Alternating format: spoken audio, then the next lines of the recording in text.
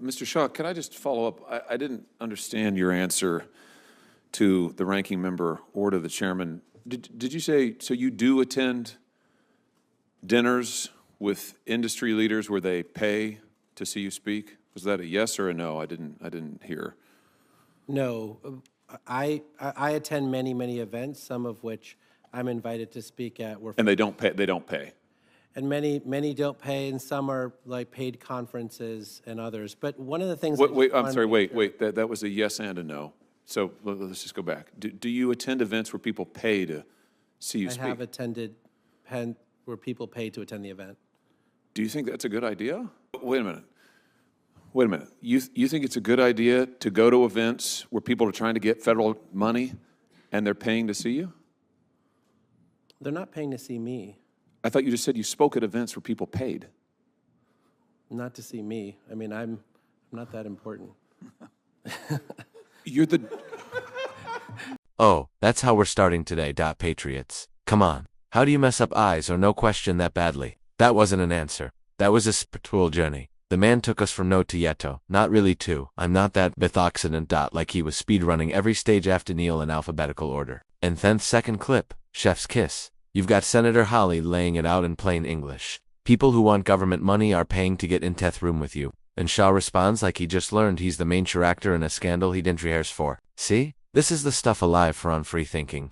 Some days Washington tries to look polished, and then there are days like this when the mask slips, the lighting flickers, and suddenly the whole operation looks like pay-to-play, karaoke night with taxpayer dollars as the cover charge. Welcome back, Patriots. I'm Liberty. If you enjoy watching political theater where the plot twist is simply Samia nettling the truth out loud, go ahead and like, subscribe, and slap that notification bell harder than Shaw, dodge a thought, question. Because, trust me, if these two snippets already have you passing around your living room, wait until we get into the rest of this hearing. Well, I didn't understand your answer to the ranking member or to the chairman. Did you say, so you do attend dinners with industry leaders where they pay to see you speak? Was that a yes or a no? I didn't hear.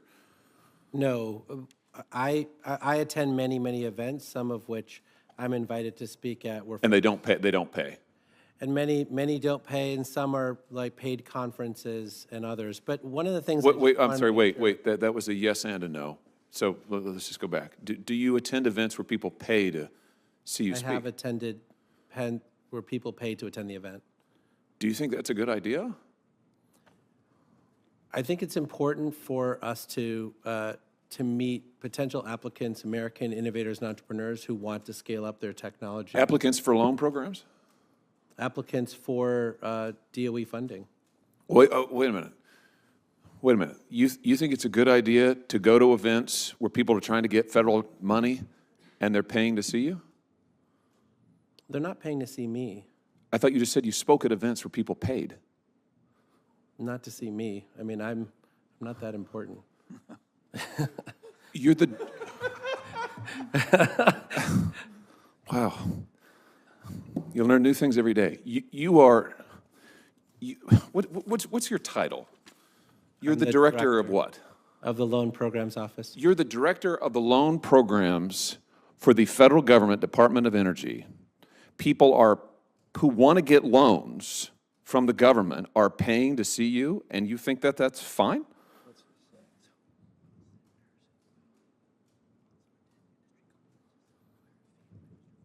That's not a rhetorical question. I think I've answered that I go to many conferences and events. I've had hundreds of stakeholder events. The goal is to get people. You're going to events where people are paying to see you who want money from the government. You're the director of the loan program. Do you think that that's okay? You don't see any conflict of interest with that? I think given the extraordinary amount of improvements that we've made in our office based on our work with the Inspector General and the Herb Allison report, et cetera, I do not make a decision on whose applications are accepted in the loan programs. But you don't think there's an appearance of a conflict of interest that people are paying to get access to you? I think that it would be a conflict of interest if people are paying to get access to me, but I don't. Okay, isn't that what they're doing when you speak at events people paid to get into? I mean, correct me if I'm wrong. I mean, if they're not paying, that's fine, but I thought you just said a second ago they're paying.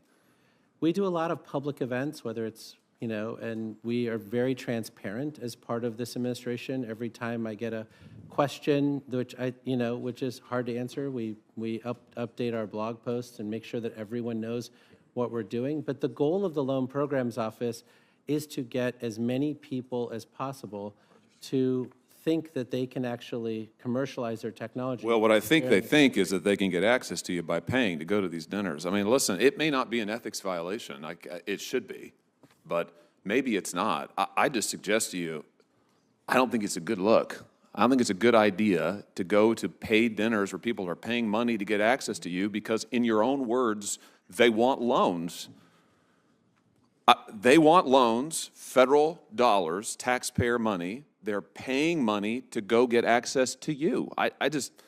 Maybe that's really common. In fact, knowing this government, it probably is really common. But if it is, it's a bad idea. I just submit to you. I'm kind of amazed. All right, patriots.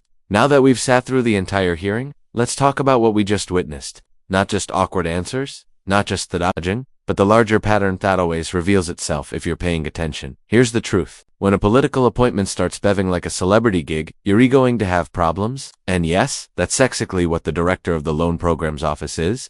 A political appointment, a position that shifts, bends, reforms, and resets depending on woes in the Oval Office. This is Ensom's career post buried in Thebier Cruci. This is a high-stakes seat overseeing billions in federal loan authority, and every administrates it like a steering wheel for its energy priorities. Biden used it to launch clean energy spending at warp speed. And when Donald Trump took office in 2025, the first thing his team did was look at the same office and say, yeah, we're going to need to see their steps. And that's exactly why Jiga sure didn't stay long past January. He was a Biden appointee running a bid-and-built agenda inside an office that Trump's team immediately wanted to revalidate. So he was dismissed not because Theophis disappeared, but because the mission changed. The LPO is locked into law, but the direction of it is entirely political, and patriots, that is the precise reason these hearings matter. When you've got appointed officials sumi expected to carry out the priorities off whichever administration puts them there, showing a little too much comfort with situations that even look like pedoplay, that's when the alarm bells hold be loudest. Because think about it,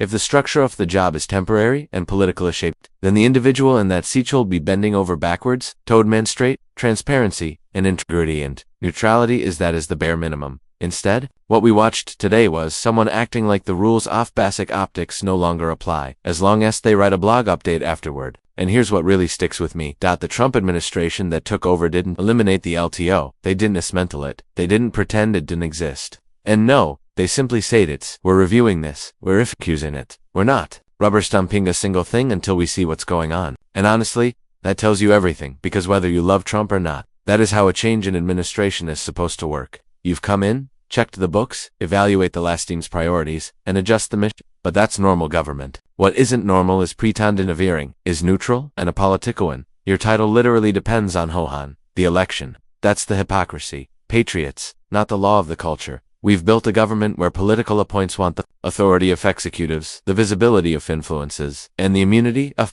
and when someone finally presses them on accountability, suddenly everyone's confused. Everyone's offended and everyone wants to tell Yahoo transparent they are. Meanwhile, regular Americans can't even renew their license without 5 forms of ID and a note from their grandmother. And this is why oversight matters. Real oversight. Not the kind where a committee politely asks questions and gets a TED Talk in return. The kind where someone digs, pushes, presses, and reminds political appoints of the difference between serving the public and serving the... So yes, the LPO continued under Trump. Yes, it shifted direction. Yes, it removed the man we just watched in this hearing. And that alone shows the significance after day. When administrations change, appointees change it. But ethical... And when they don't, that's when patriots like you start paying attention. So my final takes are this. So whether it's a Democrat appointee or a Republican one, or whether the office is focused on solar panels or traditional energy, ethics don't change with the seat. They don't depend on who's in charge.